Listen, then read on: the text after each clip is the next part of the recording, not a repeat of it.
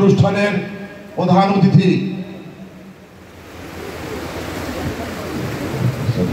আমানুল্লাহ আমানের কেরানীগঞ্জের উন্নয়নমূলক কর্মকাণ্ডে আন্দোলন সংগ্রামের পার্বণচিত্র প্রদর্শন করা হবে। কেরানীগঞ্জের মা মাটি মানুষের নেতা, কেরানীগঞ্জ থেকে চারবারের মাননীয় সংসদ সদস্য, এমপি ও মন্ত্রী, ডাকসুর সাবেক ভিপি, নন্দিত জননেতা জনাব আলহাজ আমানুল্লাহ আমান 1962 সালের 25শে জানুয়ারি হযরতপুরে জন্মগ্রহণ করেন। পঞ্চম শ্রেণীতে পড়াশোনাকালীন সময়ে বৃত্তি পেয়ে ধানমন্ডি গভর্নমেন্ট বয়েজ হাই স্কুলে ভর্তি হন। সেখানে তিনি ক্লাস ক্যাপ্টেন এবং হোস্টেল ক্যাপ্টেন হিসেবে দায়িত্ব পালন করেন এবং সেখান থেকে এসএসসি পাশ করেন। তার কলেজ জীবন শুরু হয় ঢাকা কলেজ থেকে। ঢাকা কলেজের হোস্টেল শৃঙ্খলা কমিটির চেয়ারম্যান নির্বাচিত হন জনাব আলহাজ আমানুল্লাহ আমান। তার পরবর্তী সময়ে তিনি ঢাকা বিশ্ববিদ্যালয়ে ভর্তি হন এবং ঢাকা বিশ্ববিদ্যালয় থেকে তার রাজনৈতিক জীবন শুরু হয়। ঢাকা বিশ্ববিদ্যালয়ে কবি জসিমউদ্দিন হলের সাধারণ সম্পাদক নির্বাচিত হন। 1981 সালে কবি জসিমউদ্দিন হল সংসদে সর্বোচ্চ ভোটে সমাজ কল্যাণ বিষয়ক সম্পাদক নির্বাচিত হন। সময়ে জাতীয়তাবাদী ছাত্রদল ঢাকা বিশ্ববিদ্যালয়ের শাখার সদস্য নির্বাচিত হন। তারপর ঢাকা বিশ্ববিদ্যালয়ের ছাত্রদলের যুগ্ম আহ্বায়ক হন। 1983 সালে জাতীয়তাবাদী ছাত্রদল কেন্দ্রীয় সংসদের সদস্য নির্বাচিত হন। এরপর জাতীয়তাবাদী ছাত্রদল সংসদের ক্রিয়া সম্পাদক নির্বাচিত হন। জাতীয়তাবাদী ছাত্রদলের যুগ্ম সম্পাদক নির্বাচিত হন। জাতীয়তাবাদী ছাত্রদলের কেন্দ্রীয় সংসদের সাধারণ সম্পাদক হিসেবে নির্বাচিত হন। তার পরবর্তী সময়ে জাতীয়তাবাদী ছাত্রদল কেন্দ্রীয় সংসদের আহ্বায়ক নির্বাচিত হন। তার পরবর্তী সময়ে ডাকসু নির্বাচনে ডাকসুর ভিপি নির্বাচিত হন।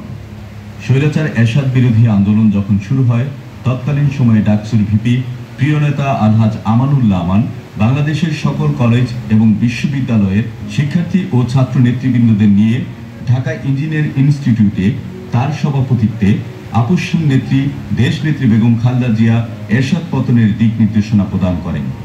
আপসহীন নেত্রী দেশনেত্রী বেগম খালেদা জিয়ার নির্দেশনায় আলহাজ আমানুল্লাহ আমানের নেতৃত্বে আন্দোলন যখন সফলতার দিকে যাচ্ছিল, তখন এক সময় ঘেরাও দেওয়া হয় সচিবালয়।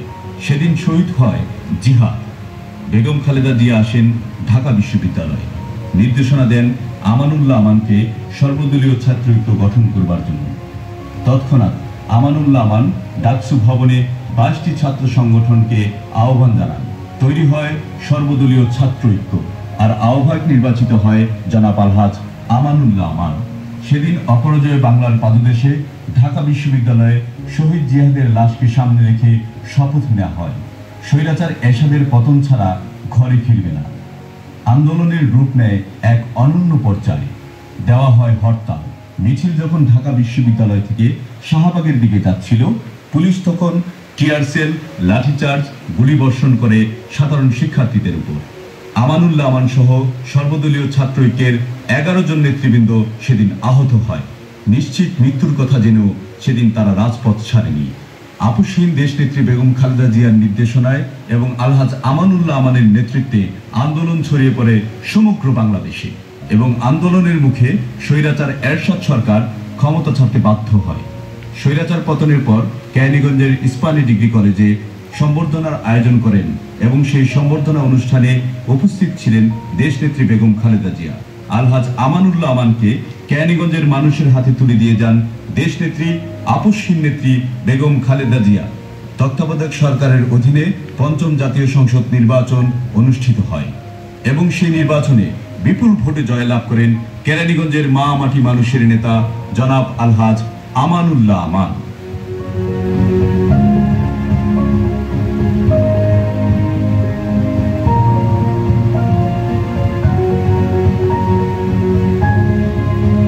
আমানুল্লাহ আমান জাতীয় নির্বাহী কমিটির সদস্য পদ লাভ করেন। বিএনপির জাতীয় নির্বাহী কমিটির ছাত্র বিষয়ক সম্পাদক নির্বাচিত হন।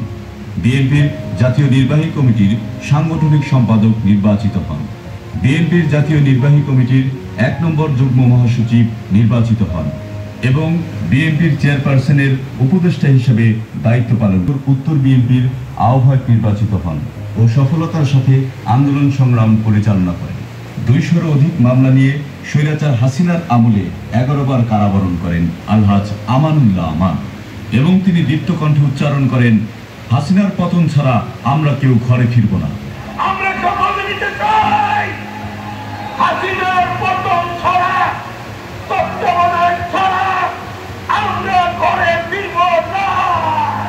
বিএনপি সরকার আমলে ডাকসুর সাবেক ভিপি জনাব আলহাজ আমানুল্লাহ আমান দেশ নেত্রী বেগম খালেদা জিয়ার নেতৃত্বে 6টি নতুন কলেজ নির্মাণ করেন। Golatia degree college, Keraniganj girls school and college, Ambagicha college, Nayabazar degree college, Hazratpur Shahid president Ziaur Rahman college, Barishur school and college.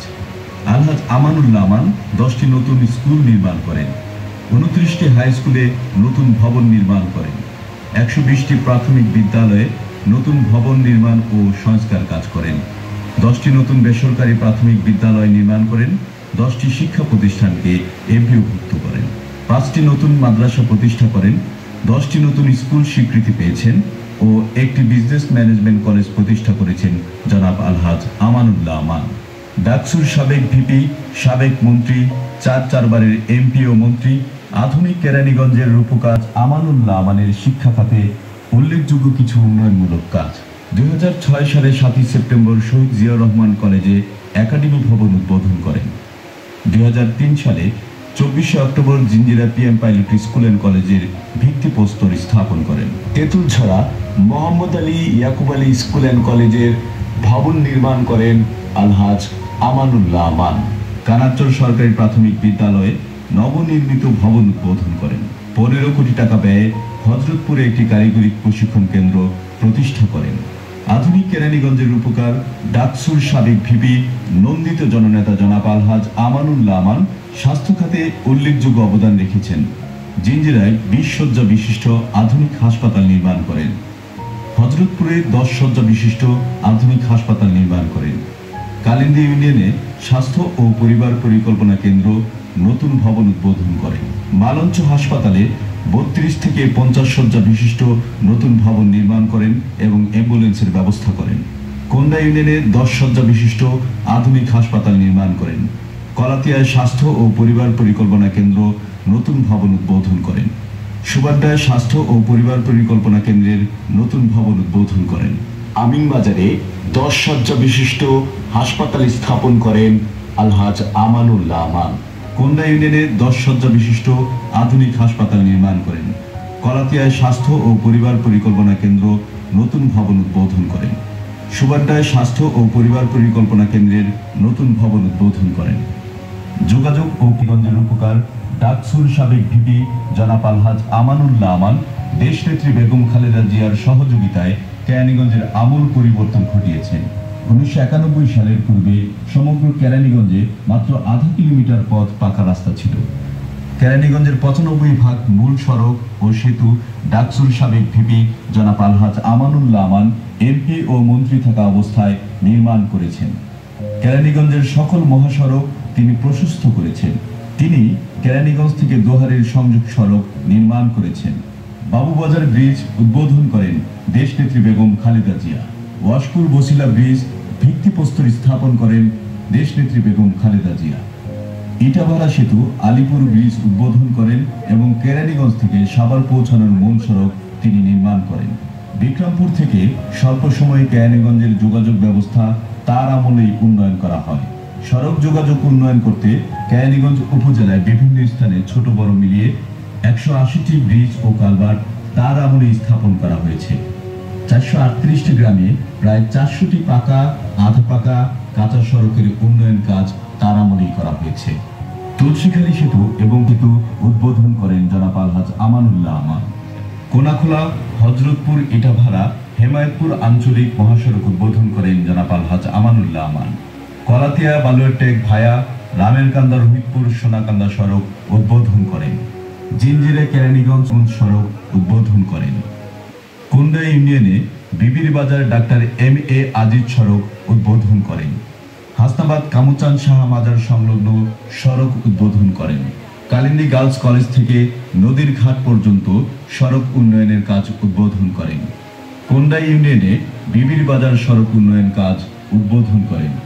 1993 সালে ঢাকা আরিচা মহাসড়ক হতে 8টি ব্রিজ নির্মাণ করে সাভার ভাকুরতা ইউনিয়নের মোগরাকান্দা হয়ে কেরানীগঞ্জের সাথে সংযোগ সড়ক নির্মাণ করেন। জিঞ্জিরা থেকে কালিন্দী বুড়িগঙ্গা নদীর তীর বেড়িবাঁধ নির্মাণ করেন। হযরতপুরে ধলেশ্বরী নদীর তীরে বেড়িবাঁধ নির্মাণ করেন।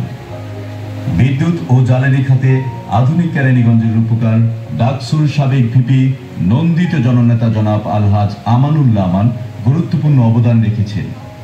1991 সালে কেরানীগঞ্জের প্রায় 95% এলাকায় বিদ্যুতের আলো পৌঁছেনি।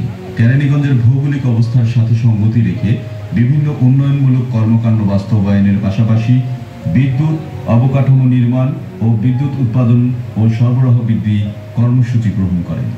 তৎকালীন সময়ে 2টি বিদ্যুৎ উপকেন্দ্র চালু করেন।